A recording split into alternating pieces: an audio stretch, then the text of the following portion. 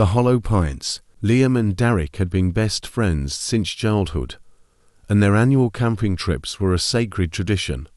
This year, they ventured deep into the Hollow Pines, a forgotten forest, said to be cursed by locals, though they laughed it off as superstition. By the time they reached a clearing to set up camp, the trees around them were so tall and tightly packed that the late afternoon sun barely touched the forest floor.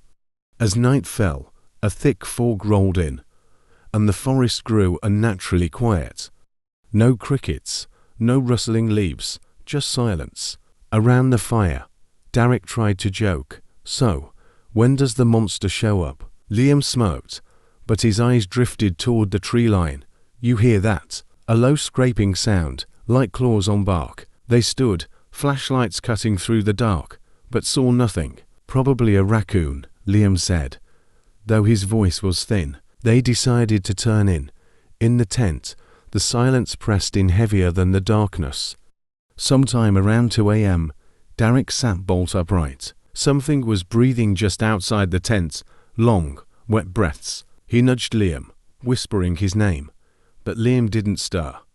Derek shook him harder and then saw Liam's open eyes staring blankly at the ceiling of the tent, unmoving.